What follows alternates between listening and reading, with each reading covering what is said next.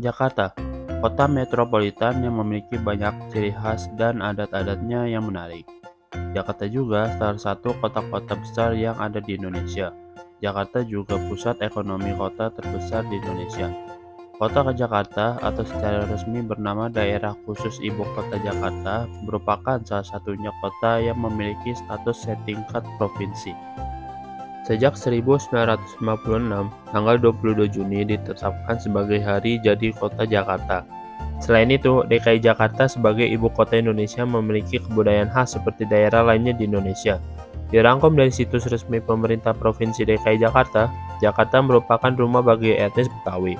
Etnis Betawi bermukim di Jakarta yang dulunya bernama Batavia sejak abad ke-17. Rumah adat Betawi berstruktur rangka kayu, beralas tanah yang diberi lantai tegel atau semen yang biasa dikenal dengan rumah depok. Betawi merupakan salah satu suku di Indonesia yang mempunyai beragam tradisi yang unik. Suku Betawi mayoritas penduduknya bertempat tinggal di DKI Jakarta. Macam-macam tradisi unik lainnya khas suku Betawi yang sepatutnya dilestarikan yaitu ondel-ondel, tanjidor, pencaksilat, enong, gambang kromong, dan lain-lainnya. Perkampungan budaya Betawi adalah suatu kawasan di Jakarta Selatan dengan komunitas yang ditumbuh kembangkan oleh budaya yang meliputi seluruh hasil gagasan dan karya, baik fisik maupun non-fisik, yaitu kesenian, folklore, kuliner, pakaian, serta arsitektur yang bercirikan kebetawian.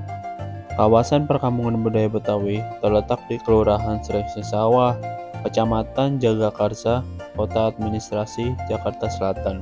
Dalam kawasan seluas itu dapat dijumpai aktivitas keseharian masyarakat Betawi, seperti memancing, berdagang, dan secara kultural mereka mempunyai kegiatan seperti pencaksilat, menari, bermusik, dan lain-lain.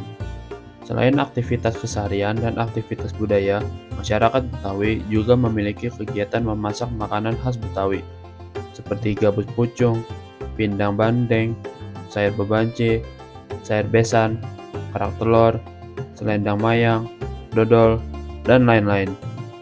Sebagai kawasan wisata budaya, wisata air, dan wisata agro, perkampungan budaya Betawi memiliki potensi lingkungan alam yang asri dan sangat menarik, yang sulit dijumpai di tengah hiruk-pikuknya kota Jakarta.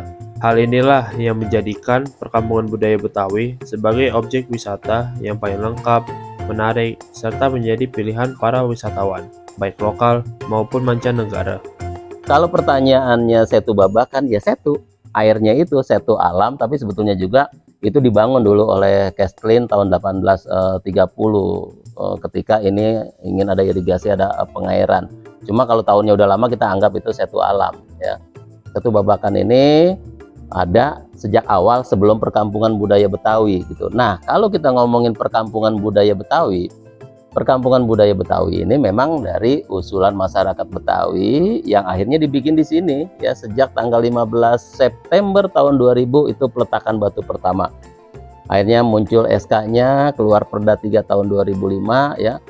Berdasarkan Perda luasnya kurang lebih 289 hektar.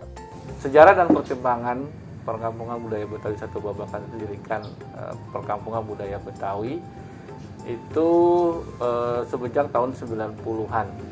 Jadi para tokoh Betawi yang terutama tergabung di Badan Musyawarah Masyarakat Betawi itu melihat adanya penurunan dari condet sehingga mereka bersepakat untuk dicarikan lagi tempat yang baru sebagai perkampungan budaya Betawi.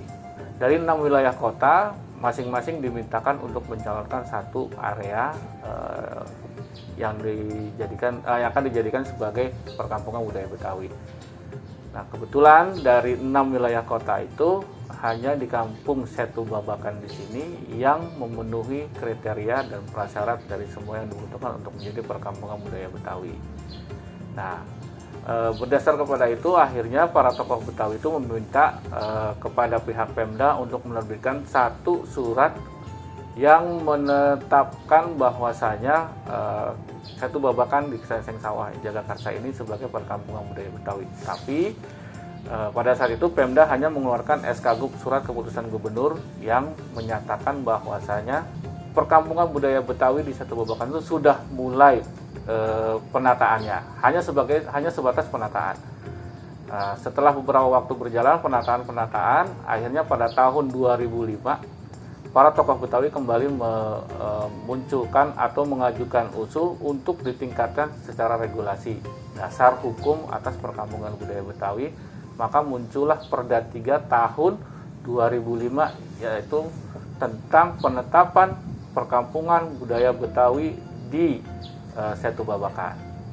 Perkampungan ini dianggap masih mempertahankan dan melestarikan budaya khas Betawi, seperti bangunan dialek bahasa, seni tari, seni musik, dan seni drama.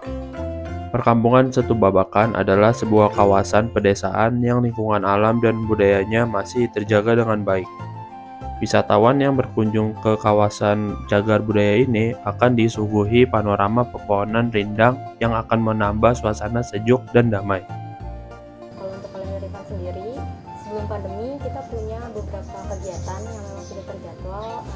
Salah satunya seperti kegiatan pagelaran reguler yang memang dilaksanakan secara reguler, terus ada kegiatan terpilih dan juga ada beberapa kegiatan lainnya, baik yang bekerja sama dengan instansi pemerintah ataupun swasta.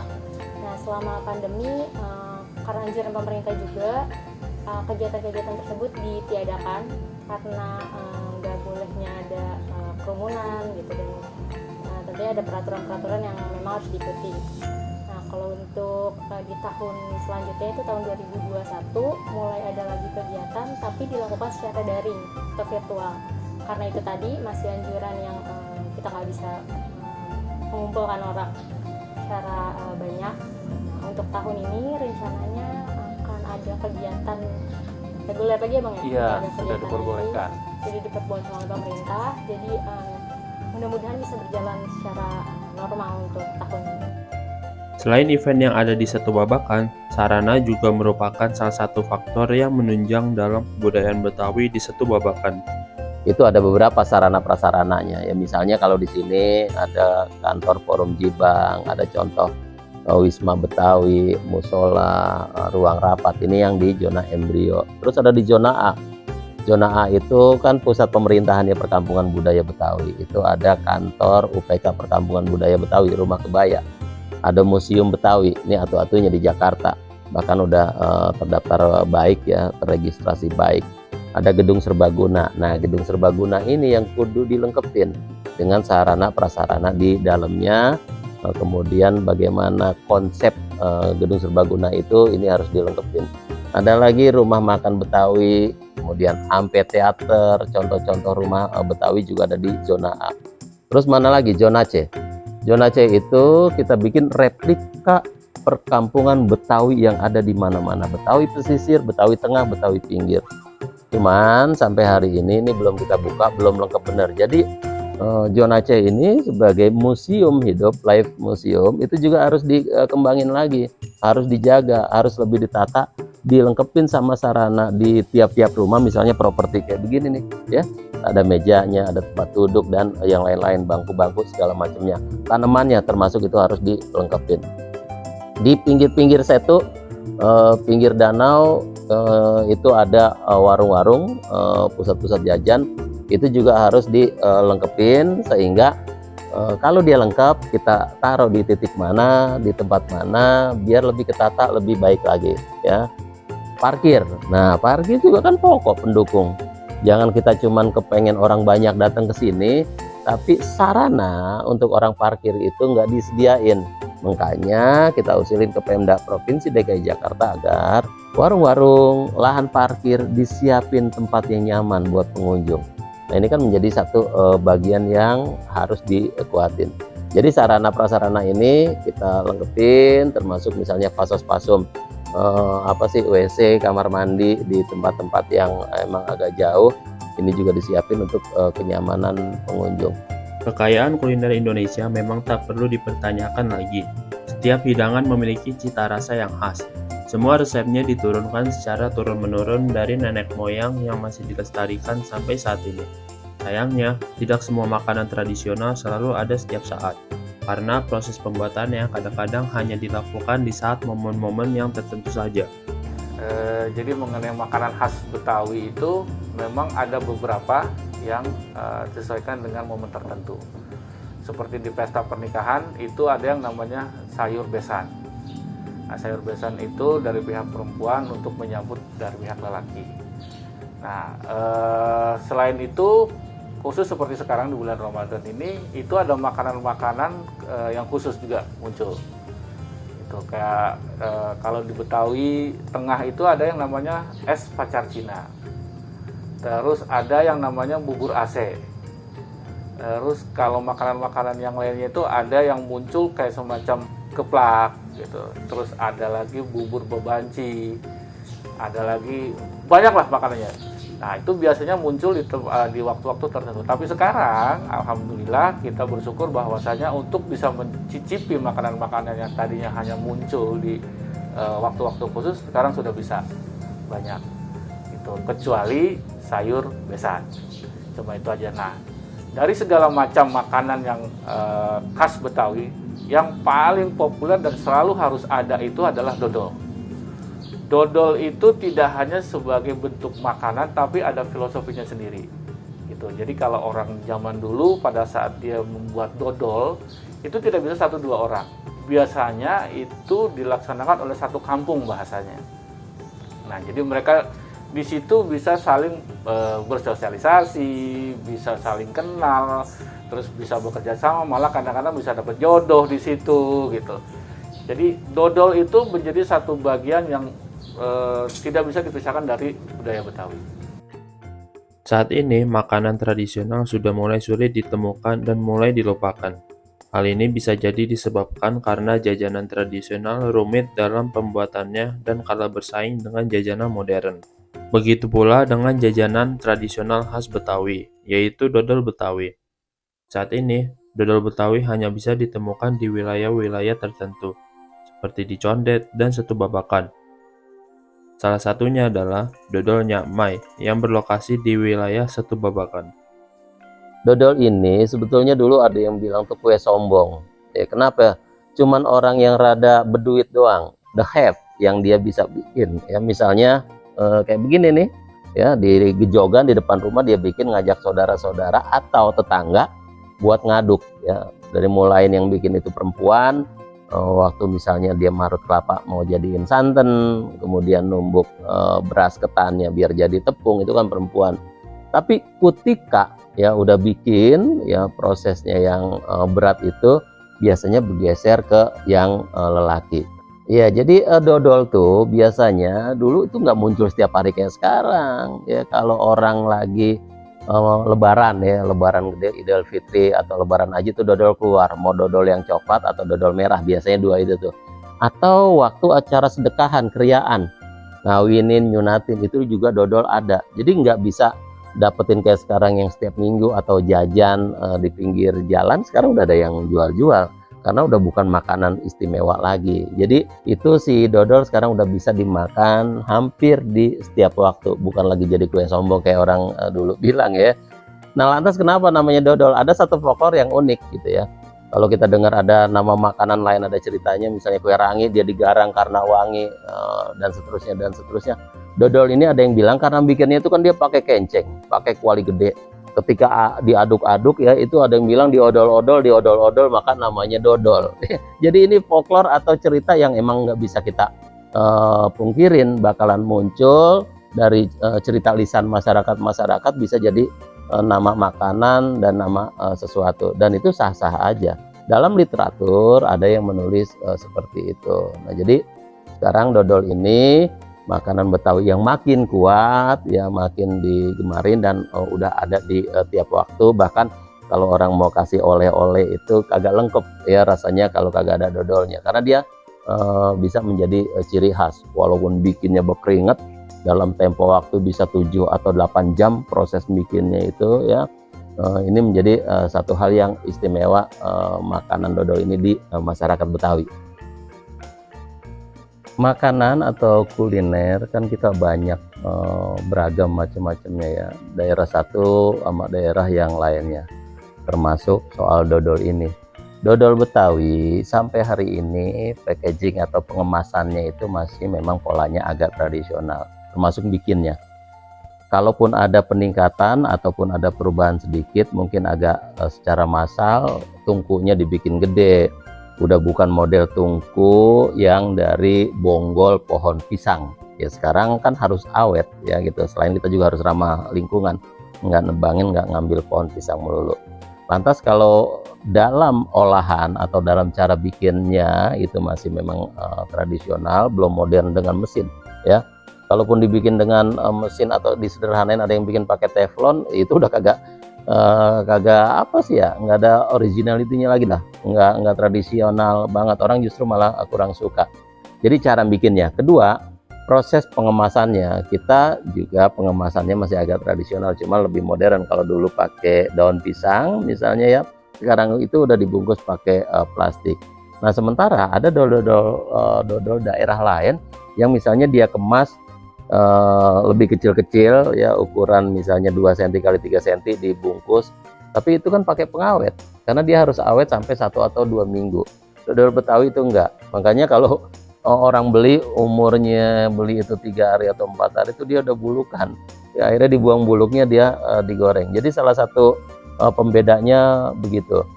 Yang mungkin bisa tadi, yang tadinya ukurannya gede-gede misalnya dibikin jadi ukuran 1 kilo, ada 5 atau 6 potongan ya, 6 kemasan, kemudian tempat atau wadahnya ya. Nah ini yang paling kelihatan banget dodol Betawi dengan yang lainnya. Kemudian soal rasa, rasa itu lebih banyak yang original. Kalaupun ada pengembangan boleh-boleh aja ya, misalnya dodol itu ada yang dibikin rasa durian, pernah juga bikin rasa cempedak, itu sah-sah aja.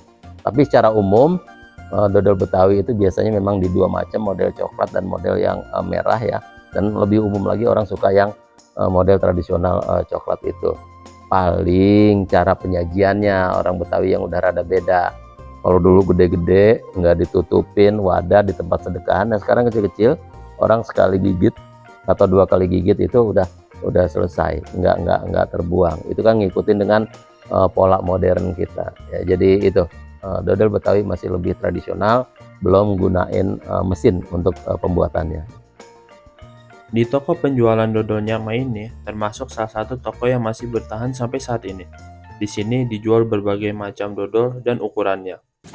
Dodol Betawi usaha keluarga, jadi usaha ini berjalan turun-temurun. Nah, jadi saya nggak ada pilihan lain kecuali memang harus dilanjut usaha keluarga. Saya udah usaha dodol ini udah turunan kedua dari Nyamai. Mengingat proses pembuatan dodol Betawi yang cukup rumit dan membutuhkan waktu yang tidak sedikit, maka diperlukan beberapa tenaga kerja yang sudah berpengalaman, dan biasanya diambil dari lingkungan sekitarnya. Kalau pekerja ada 4 orang, kecuali kalau ada momen-momen seperti Idul Fitri. Ada saudara, ada tetangga. Gitu. Hampir semua dodol Betawi itu mempunyai ciri khasnya tersendiri, seperti kenyal, lembut, dan keras. Kunci agar dodol Betawi terasa enak adalah ada di tekstur, rasa, dan cara pembuatannya. Kalau ditanya seperti itu, kalau menurut saya sendiri ya, dodol Nyamai itu lebih lembut dan manisnya pas. Dodol Betawi sudah pasti memiliki variasi rasa dan ukuran, namun berbeda dengan dodol Nyamai. Dari dulu sampai sekarang, hanya membuat rasa original saja. Untuk sementara di dodol Nyamai kita original aja. Kalau harga mulai dari 15.000 itu sekitar 2 ons kurang. Terus ada 35.000 kurang dari setengah kilo. Ada yang 1 kilo 95.000 dan sampai paling berat 285.000, itu untuk 3 kilo, itu khusus untuk hantaran. Bagi warga Betawi, dodol selalu menjadi makanan yang diincar pada saat merayakan acara tertentu. Sebenarnya disajikan di semua acara, cuma kalau acara kayak lebaran gini, itu yang diutamakan. Kita titip di tempat lain juga ada, terus di tempat ya kita memang jual di rumah aja. Untuk produk dodolnya Amai sendiri juga dijual secara online. Kalian bisa memesannya dengan aplikasi Instagram. Untuk proses pembuatan dodol sendiri sudah pasti membutuhkan persiapan yang matang, banyak peralatan, dan bahan-bahan baku. Peralatannya yang utama tuh kenceng, terus adukan, terus gelo, panci, ya banyak lah. Yang dimaksud gelo adalah alat pengaduk dodol yang terbuat dari kayu aren yang ujungnya dililit dengan tali rafia. Hal ini bertujuan agar adonan dodol tidak lengket pada alat pengaduknya. Bahan baku dodol tuh tepung terigu, santan, sama gula merah, dan garam. Proses pembuatan dodol bukanlah hal yang mudah. Untuk membuatnya, perlu tenaga ekstra dalam mengaduk adonan dodol. Hal ini dikarenakan dalam satu panci kuali besar dengan diameter 1 meter, adonan dodol harus diaduk selama 7 jam tanpa henti. Kalau berhenti, adonan akan keras dan rasanya tidak merata. Persiapan pembuatan dodol ya pagi-pagi sekali kita cairin gula. Nah, setelah cairin gula, baru kita campur antara tepung beras yang tadi bahannya, tepung beras, santan, dan gula cair tadi. Itu diaduk jadi satu. Banyak sekali peminat dodol Betawi di Indonesia. Namun, semua itu menghilang semenjak pandemi COVID-19 di Indonesia. Banyak rakyat Indonesia yang berbisnis untuk menaikkan ekonomi, terutama dodol Nyak Mai. Karena pandemi COVID-19 ini, penghasilan yang didapat menurun. Pandemi COVID-19 yang melanda dunia, khususnya Indonesia, mengharuskan masyarakatnya untuk membatasi kegiatan sosial agar tidak terjadi penyebaran virus yang semakin tinggi lagi. Masyarakat juga diimbau untuk menjalankan 6M, yaitu memakai masker, mencuci tangan dengan sabun di air mengalir, menjaga jarak, menjauhi kerumunan, mengurangi mobilitas, dan menghindari makan bersama, agar mencegah penularan dan penyebaran virus COVID-19. Kalau untuk pada masa pandemi COVID sama sih kayak tempat wisata lainnya, pasti ada penurunan pengunjung gitu karena kan ada pembatasan ya, baik dari jumlah pengunjungnya gitu. Kalau untuk yang lainnya sih sama, tetap menjalankan prokes yang prokes dan sesuai ketentuan gitu. Kita ikutin terus perkembangan yang dikasih juga sama pemerintah. Kalau untuk dampaknya sendiri, tadi yang udah dibilang juga, dari jumlah pengunjung pasti menurun. Terus yang kedua juga ada kegiatan-kegiatan kita yang nggak bisa berjalan ya. Iya. Jadi kalau di perkampungan budaya Betawi itu kan salah satu amanahnya adalah pelestarian kebudayaan tradisional Betawi. Jadi dengan adanya pandemi ini seperti tadi yang sudah dijelaskan, pengunjungnya tidak ada gitu karena harus mengikuti protokol kesehatan. Terus juga para pelaku seni ini akhirnya mereka tidak punya tempat untuk berkreasi gitu. Nah, sementara perkampungan budaya Betawi khususnya di zona A ini itu adalah tempat untuk pelestarian. Bagaimana melestarikannya dengan cara mereka menampilkan tari, musik, kuliner gitu. Nah, di sini karena adanya pandemi orang tidak boleh berkumpul, akhirnya mereka pun agak enggan untuk bisa tampil tanpa ada yang tepuk tangan. Gitu.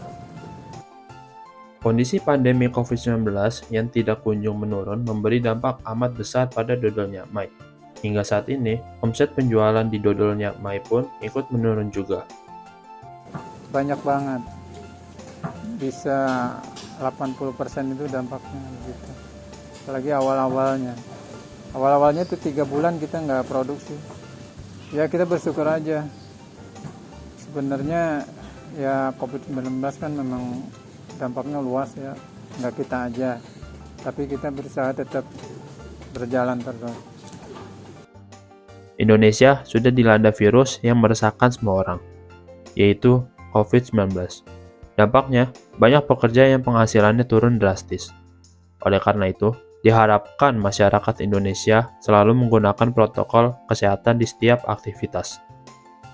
Harapan Setu Babakan, mungkin kita lebih berdasar kepada amanah yang ada.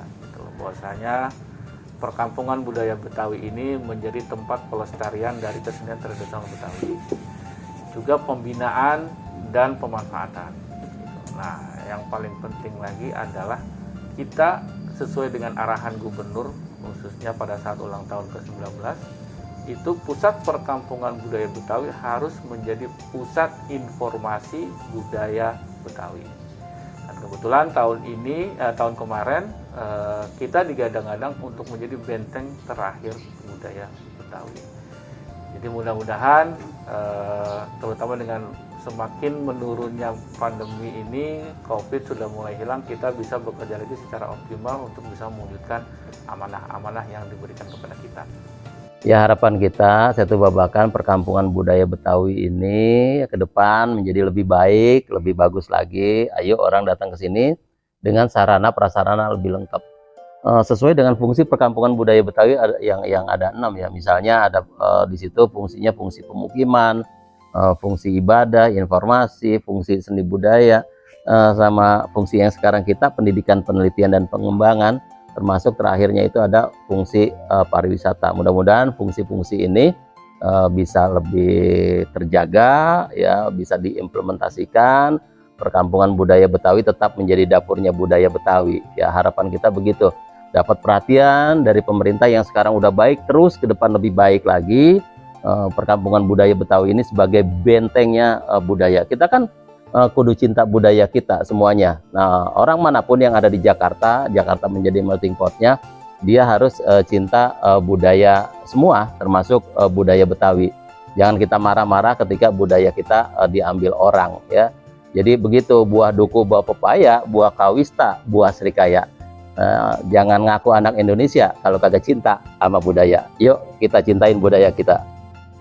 Semoga dodol Betawi, utamanya dodol Nyakmai, bisa diterima di kalangan anak-anak muda sampai orang tua, dan terus dilestarikan. Kalau tadi kita ngomongin segala macam termasuk dodol, ya. Nah, kalau harapan untuk dodol, kita berharap dodol itu tetap lestari, ya, dicintain, orang mau makan kagak malu. Tapi pengemasannya itu harus lebih baik, ya, bikinnya lebih baik. Packaging kan kadang-kadang orang lihat bungkusnya juga itu nggak bisa dihindarin. Kemudian cara promosi, cara pemasaran, dan segala macamnya. Kalau bisa makin menyebar. Dodol ke depan jangan sampai hilang, ya, sebagai makanan tradisi dari masyarakat Betawi.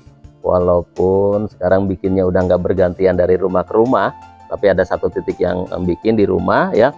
Semoga terus kejaga dan dapat bantuan, dapat pembinaan dari pemerintah Provinsi DKI Jakarta, dari instansi yang terkait, sehingga kita nggak cuman sekedar ngomong makanan nggak boleh hilang, budaya nggak boleh hilang, tapi kita nggak punya aware, nggak punya kepedulian buat ngelestariin, buat jagain. Semoga dodol Betawi tetap terjaga, tetap eksis, jadi makanan masyarakat Betawi maupun masyarakat yang bukan Betawi. Perkampungan budaya Betawi Setu Babakan mengalami penurunan dari tahun ke tahun. Hal ini tak lain karena dampak COVID-19 yang sampai sekarang masih ada. Dinas Kebudayaan Provinsi Jakarta, pengelola Setu Babakan, serta seluruh masyarakat yang terlibat akan pengembangan kawasan cagar budaya Betawi ini sangat kesulitan untuk menghadapi situasi seperti ini. Terlebih karena banyaknya wisatawan mengunjungi perkampungan budaya Betawi Setu Babakan yang berkurang. Efek dari pandemi COVID-19 ini juga berpengaruh ke berbagai sektor dan melemahkan daya beli masyarakat. Dodol Betawi pun tidak luput dari dampak ini, sehingga penurunan omset menjadi tak terelakkan lagi. Dodol Betawi harus tetap dilestarikan agar tidak tergerus dan terhimpit dengan makanan-makanan kekinian. Generasi muda berperan penting dalam pelestarian makanan tradisional dan produk-produk tradisional lainnya agar identitas suatu bangsa tetap lestari.